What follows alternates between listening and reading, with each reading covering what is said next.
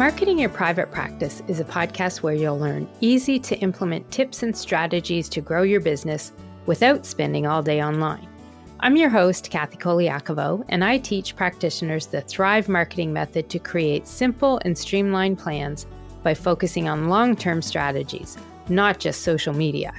Discover ways to spend less time on your marketing, attract more clients, and build the financial freedom that comes with a thriving practice. One where you have time left in your day for the people and things that matter to you.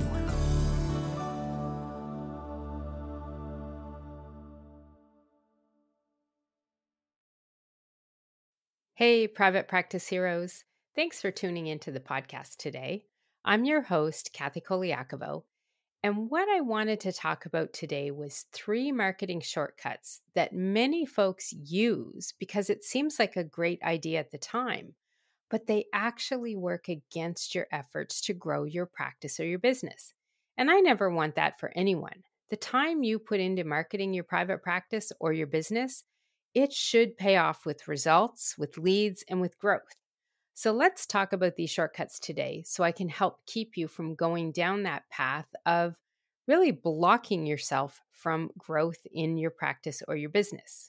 Now, there's a lot of software tools and systems out there that were all created and developed because they make things easy for people. They solve a problem that people have. And they also give folks the solution they're looking for that's easy to implement. And this is a big deal for some people. Sometimes people are paying for these tools and sometimes they're free. But today, what I want to really cover and dive into is 3 of these specific tools, which I call marketing shortcuts. Because you may not realize it, but if you're using these shortcuts, they can often be working against your marketing efforts and will block what you're trying to do to grow your practice or your business. Shortcuts are just that. They're tools that make our lives easier, and in this case, they make your marketing easy to do, which is always cool. Saving time with your marketing, who doesn't want to do that? But some shortcuts can end up causing you more trouble in the long run. And that's what we're going to get into today. Because people are looking to use these tools because they help things get done easier, they help them get done faster. And sometimes, and this is often the biggest reason why people use them, is because they don't necessarily have the tech abilities to do whatever they're trying to accomplish with the shortcut in the typical way. So maybe what I would call the long way of doing something. Now, not all of these tools are worth the savings in the time because what happens sometimes is they cause these other problems in other ways and ways that usually aren't evident to the person doing them because the solution for you is working. And that's why I want to dive into this topic today and talk about 3 specific marketing shortcuts that people use all the time, and these are the ones that will often backfire on you and your efforts to build or grow your practice. So the first one is using the landing page tools in your email marketing system to create those landing pages for your lead magnet signups. Now, as a business or practice owner, you probably have at least heard about or understand how important generating new leads is to the growth of your business. Finding people who could be your ideal client by offering them a free lead magnet, something that helps them solve a problem, has good information for that ideal client you're looking to reach, and gives them a little bit of a taste of working with you. Lead magnets help you build that list of prospects. They are a big part of your lead generation activities. So to make it all work, you need a place on the internet where you can send people to sign up with their name and email address to get your lead magnet. And this is where the marketing shortcut comes into play to help make this happen. So the shortcut that we're talking about here is using one of those landing page tools from your email marketing system to create the landing page for your lead magnet. Now, this is versus the typical way, or I don't want to call it the correct way, but it does work better for you in the long run. And the other option is to make the landing page on your website. But technically, this can sometimes be a challenge for people, which is why they use the landing page tool. So let's assume you've got this lead magnet created and now you want to get it out into the hands of people. So, as you set up your lead generation funnel, which includes a landing page where people can learn a little bit about the free item, and it has the form there for them to enter their name and email. So, what happens is you create this in your email marketing system because, like all the other shortcuts, it's so fast and easy to create this with the templates that they give you in the systems. All of a sudden, in just a couple minutes, you have a page that has a link on the internet, and you can share that link with others so they can sign up and people can enter their name and email and get your lead magnet. Awesome. It works so easy. But when you do this and you use that landing page tool in your email marketing system, what you're actually doing is hurting your Google and your search engine optimization efforts, your SEO efforts. Those landing pages that you've created in your email marketing system, well, the thing with those is, yep, they're easy to put together, but they're built on the domain, the URL of that email marketing system. So let's assume you're using ConvertKit, or a lot of people will use MailerLite or even MailChimp. Not that I like it or recommend it, but people will use it. So what happens, these landing pages, you can create them fast and easy, but the link to them is going to be on your email marketing system's domain. So when you start promoting that lead magnet and telling people about it, you're sending traffic to their website, not yours. Now, recently I had someone that I did a strategy session with, and she was rocking the world of style. Let me tell you, she has tons of videos on YouTube and she has lots of views on them, into the tens of thousands within 1 week. So she's got a great audience and she's trying to build leads. And with the videos that she had a lot of resources listed in the description, which, by the way, if you put any videos on YouTube that are public and people can see, you want to fill things out in the description, and you want to include links to your website, to your lead magnets, to products, programs, whatever may be relevant to the information in your video. So this personal image stylist, Sheila, she has lots of resources and links for people to get all that info in the description area on her YouTube videos. Plus, she had several lead magnets that fit in several different ways with the video topics. And so, because of the way she does her business and what she's doing, she would often have a list of several of these lead magnets on the video descriptions. But they were all going to her MailerLite email marketing system domain because she was using the marketing shortcut. She was creating those pages fast and easy in her MailerLite email system. So she would have them there and she would put the list to these pages for people to go and sign up. Now, MailerLite's email system is just like ConvertKit or Aweber or MailChimp too. They offer you those quick and easy ways to create the landing page in the form. You get some words on it, you get a headline, you put in an image, the form field, and you get that link. But when you're sending people to those links, you're sending that website traffic to their website, not yours. So it means you're skipping the opportunity to increase the search engine visibility of your own website because you're sending traffic to somebody else's website. And in this case, it's your email marketing system site. So this is something, if you are doing this shortcut, because again, it's easy to do. It's sometimes so much easier to do than creating that landing page on your own website. But this is not the way that you want to go.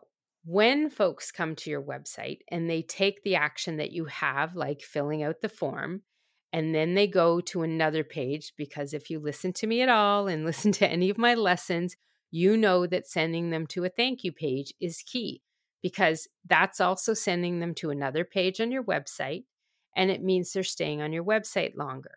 And ideally, your thank you page entices them to do something more. Either you're going to give them the lead magnet there so they can download it, or maybe you're just sending it by an email and you suggest that, hey, while you're waiting for that to show up in your inbox, maybe you want to read this blog, or maybe you want to listen to this video that I have here on this page. And all of these actions to do a little more on that thank you page, they all help the website visitor stay on the page a little bit longer. And this action of staying on the website page longer shows the search engines that when people come to your website and they're visiting it, they stay on one page. And then often they go to another and maybe to stay there a little longer and take another action, which means overall they're staying on your site for a longer and longer time.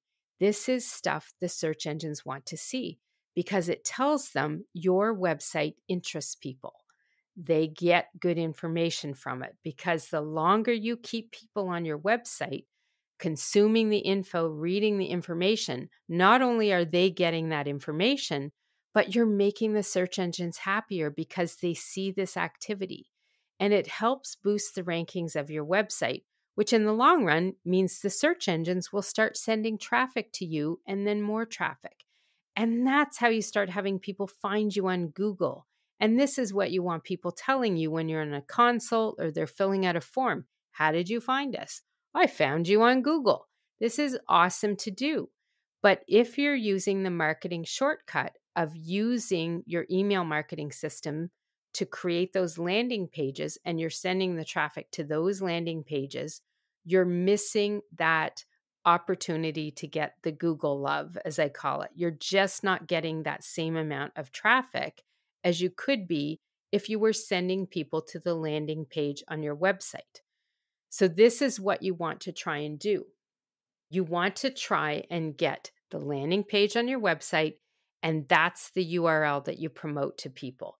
That's the one that you're going to send them to. And this will help increase your website traffic. And it also helps the search engines know you have a good offer, you have a good site with good information because people stick around. So if you're using marketing shortcut number 1, creating landing pages on your email marketing system's domain, you want to stop. Take the time to figure out how you can put these pages on your own website and then start sending people to your domain, not to your email marketing system's domain. And I just want to say a big shout out to Sheila Alley of Nova Scotia.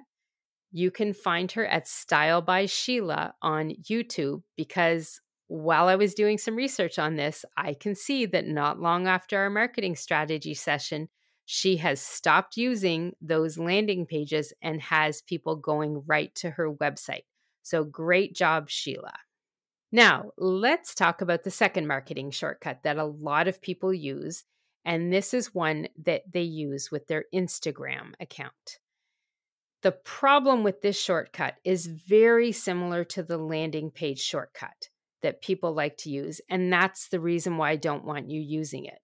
But I find even more people use this particular shortcut on Instagram because it is super easy.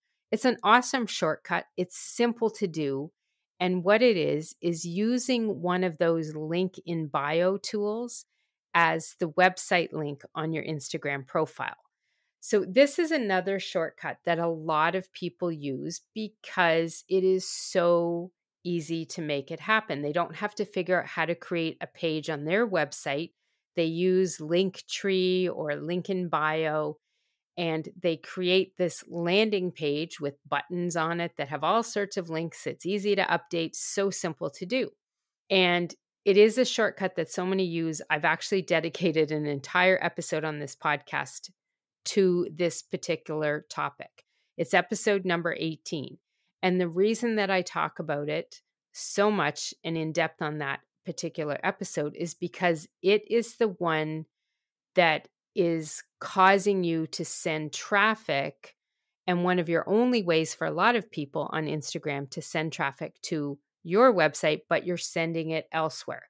And I totally get it. I know why you're using these tools. They're so easy to set up, plus they're free. Why the heck wouldn't everybody use it? And a lot of people do for those two very reasons. But the thing about this is, when you're using this particular tool, these link in bio tools, as I call them, you're causing a major issue again with your website and missing out on traffic. Because when people click that link in your bio and they go to your Linktree page or your link in bio page or whatever link tool you're using there, that traffic is getting attributed to that domain. Again, it's going to them and not to you. And I love that all of these tools make it so easy for people. And it's also easy for people to connect with you and share all these different resources. You get all these different buttons and you can have it. You might send them to your site, to your freebie. You might send them to a particular program you have or new an event. Maybe you're sending them off to somewhere where you're speaking or an article that you were quoted in or a podcast you were guesting on and you were a guest on the episodes and you're sending people to all these places. So these link tools make it very easy for people to do that. And they're a spot where you can have several links because not everybody on Instagram has 10,000 followers, which means you don't have that opportunity to have a swipe up link in any of your Instagram posts. That's why people use these link in bio tools. And that's why those companies created them. They give people an easy way to make this happen, a marketing shortcut. But you really need to think about it when you look at it. People are going out to a website that is not yours whenever you're using these link tools. You send them to those websites versus your own. And yes, I know that a lot of people will argue, well, Kathy, then they click on the links to my website and they're right at my website again. But you've missed out on something critical here. You've missed out on the opportunity to have that extra SEO love from the search engines by having people go to your website first, stay on it, read through the buttons, or however you want to set your page up, and then click and go to another page on your website. And then who knows, they may go to another one from there. That action that they take of landing in one and going to another is really good and helps boost the visibility of your domain and your website with the search engines. So this issue here is really the same one as in the first shortcut of using the landing pages for your lead magnet signups. It works well, it gives you a quick and easy option, but it is deflecting traffic from your website. So it is one that I do recommend that you stop using. And I understand that not everybody can make a page very easy on their website, but honestly, most website systems, whether you're using WordPress or Squarespace or Wix, it's not that challenging to replicate one of these landing pages for Instagram bios on your own website. Typically, it's a page with a little bit of info at the top, maybe your picture, maybe your name, a little hello message from you, and then some buttons with links to other pages. When you have a page like this set up on your website, all you have to do is just update it as needed when things change, and you need to add something new into that link in bio that you have. So for this shortcut, I highly encourage you not to use those tools, but to set up a page on your own website, your own version of a link tree or link in bio page, but it's going to be on your domain. And then when you set up a page like this on your website, you accomplish two things. One, you start getting more website traffic almost instantly, to be honest. And people start clicking those links to go to more places on your website from that first page, which helps you accomplish the second thing, which is keeping traffic on your website longer, which we know is a good thing. And the search engines are looking for that and checking for that activity. If you want to go a little deeper on this shortcut and this issue, definitely check out episode number 18 of the podcast, and I will put a link to it in the show notes. It will help you understand a little more on your link in bio page, how to use it, and what you should include in the page that you're going to make on your own. Plus, I have a free download there that will guide you in creating your own Instagram landing page on your website. The third marketing shortcut that a lot of people use is related to your reporting and tracking of your numbers and your stats. And this shortcut is really using your systems to track your stats versus having a place where you can look at all of your stats together. Now, tracking your stats is something I believe all practice and business owners should be doing. And I tend to recommend people do it monthly. If you can't do it monthly, at least every quarter. But the thing is, those stats and numbers that you are tracking and keeping a record of, they can help you see trends and help you understand what's working and not working with your marketing. They help you know if you're seeing growth from your marketing or not. They can even help you learn when things are broken in your marketing. I've got a famous story about that, about a woman who came to me and we started looking at things, started tracking things, and I could actually go back and figure out when her form on her lead magnet page was broken or when it started to be broken, because that's when her stats showed she was not having any growth from it. So, tracking your stats is something that I do recommend you do because it can help you learn a lot about your marketing. So, the shortcut that people are using for this, well, it's actually kind of several shortcuts because most people are just using the systems and the tools that they have to check their stats right in their system versus keeping a document or some sort of tracking sheet with all those stats and numbers on it. And what happens here is typically folks will do a cursory glance. They'll go in their email marketing system and look at their open rates and look at their click rates. And then they've looked at their stats. Maybe they'll check out how many people are following them on social media and just make a mental note of the number. Or the same thing, looking in their email system, seeing how many people are signed up for their lead magnet. They might think about the consults they had over the last month and how many turned into clients. Maybe they look at what blogs and pages on their website are getting the most visits. But honestly, I find this last one, which involves Google Analytics, is one people rarely do. Google Analytics scares people. Just the word scares folks into avoiding it altogether. And that's why I actually have a whole module I teach people in the Thrive Marketing Academy, because I think it's important for you to have Google Analytics set up on your website and know and understand how to read the reports so you can get information from it that will help you optimize and improve what you're doing. But for most people, when they're checking their analytics, if you are in the low percentage of people that do that, you're tending to open the analytics, look at the numbers, and then check it again next time when you think about it.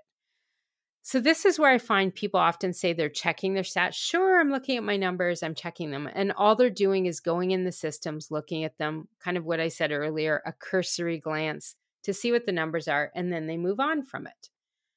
So people just tend to say that's what they're doing. But this is really a shortcut too, because when you're just peeking at those numbers, that action isn't helping you see the big picture. If you're checking your stats by checking in those systems and you just take a look at them, then if I were to ask you, say, what your average open rate is for your newsletter, do you know what that is? If I ask you what's been the top trending blog for the last 3 months on your website or pages on your website, what are the top trending pages on your website? Do you know what ones those are? If I asked you, let's say you had 2 lead magnets, and I asked you which one saw the most growth this past year, do you know the answer to that? Or if I asked you, what are the top 3 sources bringing in the most new consults to your business or your practice? Can you tell me where the consults are coming from and give me a percentage even? Do you even know what your conversion rate is for your consults? And for those who don't know what that means, that's the percentage of people you had a consult with who sign up to work with you, who become a client. So that's your conversion rate for consults. Do you know what those numbers are? These are all numbers any business or practice owner should know. And there's more that can help you as well. These are just a couple of the basics. They help you learn what is working with your marketing and what is not working. But you will rarely know the overall effects, the overall trends, if you're only checking those numbers in the systems that you have where they're at. Using the reports that you have, getting the info, and just not looking at it anywhere else. This is why I call this a marketing shortcut, because you're not finishing what you should be doing. Because this information in all those different places just doesn't show you the big picture information. It doesn't show you the information that will guide you to know what is working, what isn't working, what is really good, and hey, what sucks with what you're doing. So if you could take that info and compile it into one place where you can compare it to, that is the better option for using your numbers info, for your stats tracking. Compile and compare is what I call it. This helps you see that overall picture. It helps you see the trends from month to month or quarter to quarter, year to year. And it means that if I were to ask you those questions I mentioned earlier, you're probably going to know the answers. Now, if you don't know them by heart, you'll know where you can get them by checking your stats tracking sheet or dashboard, whatever you're going to use, and you'd be able to look up some of those numbers. That way, you would know some of these answers. So if you're seeing that your lead magnet isn't growing, you've got to ask yourself why. Why isn't anyone signing up? And this could lead you to do some checking. But if you haven't really paid attention to the fact whether or not it's growing or not by looking at the trends, you're not even going to think about looking for a problem. Okay. And this is why having these stats in a spot where you can see them, see the trends is so important. And the best way to make your own big picture view like this is to take the time each month to go and grab those numbers and stats and put them somewhere where you can see them in one picture view. Now, there are definitely tools and systems online, reporting tools that offer services like this for you. I will tell you that in the past 10 years of being in business, I've looked at several different types of tools like this. I've even used some of them for a year or two. I just didn't find that they gave me all the information that I was looking for. I got bits and pieces. So some of those fees out there, $40 a month, 100, even 250 or more, sometimes they will get you what you're looking for, but sometimes the fees will be so out of range for certain businesses to get access to them. They're really intended for larger scale businesses. Practice and service-based business owners, we're typically solopreneurs, so we don't often have a couple $100 in our budget line every month to get this fee, to get this information. Often these tools are a little more than we're looking for as well. There are definitely smaller types of tools that you could get like this. But for most people, what you typically can do is find a way to track it on your own. Use a spreadsheet. That's what I do, and a lot of my clients and members in my programs do as well. Now, they're typically using a spreadsheet I created because I have one that I use and I've developed over time into a stats tracking template. And essentially, what it is a spreadsheet where I have different tabs and you can look at different numbers over time. And you just go in each month or each quarter, whenever you want to look at your numbers, you go into the system, grab the number, and take it and put it into the stats tracking sheet. I find this takes me about 30 minutes to grab the numbers and then assess them. So it's like usually 10 minutes or so, 10, 15 minutes to get the information. And then I take some time to sit and look at it, to look at what's going on, to look for those trends, and to know what I might need to do to change. So, for instance, in January of this year, I wanted to do a test. So I stopped all promotion of my lead magnets on Facebook. So typically I was putting out lead magnet promotional posts, which for those that haven't listened to the podcast enough to have some of the episodes that talk about this, lead magnet promotional posts are short posts that entice people to visit your landing page and sign up for your lead magnet. Get that free guide or report. So I did this for 3 months, and guess what happened? The signups dropped. And so as much as I was thinking that these posts weren't actually helping get the lead magnets growing, they actually were. But I wouldn't have known that without checking and tracking those numbers and seeing the trends of what was going on. If I'd only been looking at the numbers quickly in my email system to see how many people had them, that wasn't going to tell me and let me see what this trend was going on. So the shortcut mistake here when it comes to tracking your numbers is only using the reporting systems inside your tools and accounts, just peeking at the numbers and not really tracking them. So I want you all to consider how you can skip this shortcut and do some tracking on your own.